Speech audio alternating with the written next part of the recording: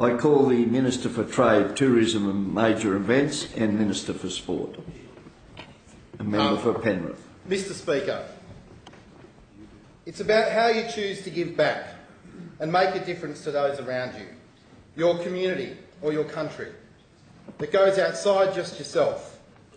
I believe we are all connected, whether we like it or not. We are all equal. We are the same in so many ways.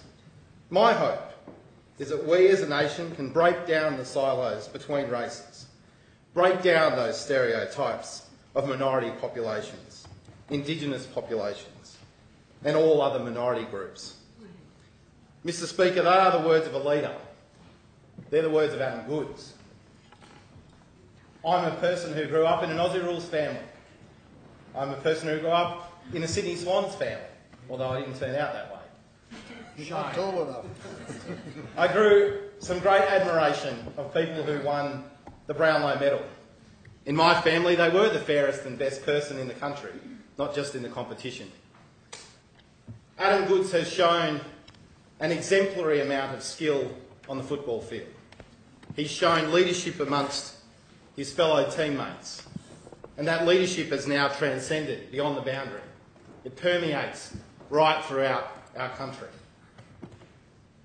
In 2015, the crimson thread of kinship that unites this country is clearly colourblind, and Adam Goodes reminds us of that. Sometimes we need people like Adam Goodes to show that we have left the path that was set forth of this nation, that we need to change tack, remind ourselves that it does take discipline and effort. And when we see something that we don't agree with, or we see something that we know is wrong, that we must stop, call it out, and stand up to it. That is the actions of a leader. We all know that Adam Goodes is hurting. We all know that the tradition of booing on an Australian sporting landscape has often been one of admiration, of respect, about a player who was doing too good against your team. But we all know that in the case of Adam Goodes, that is not what this booing has been about. This has been an insight into the soul of our nation that we must eradicate, and we must eradicate at every single opportunity.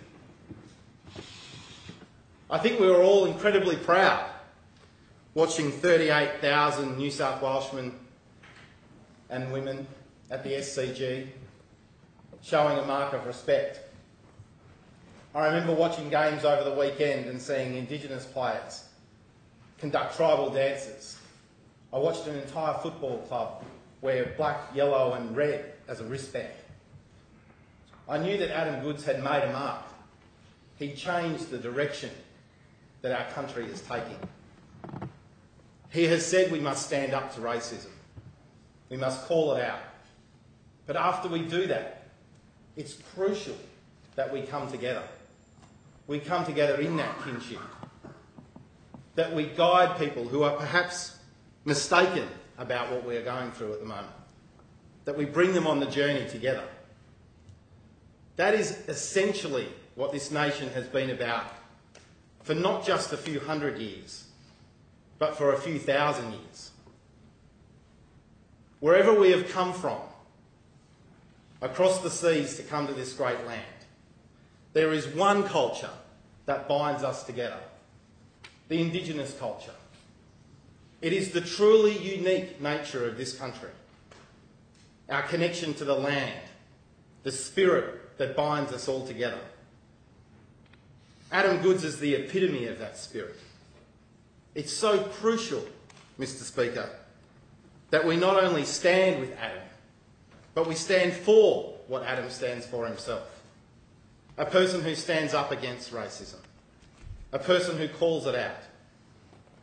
But he's not a divisive character because he's challenged us.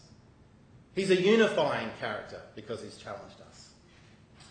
This blood-stained angel has reached into the soul of our nation, and he's shown us a better way.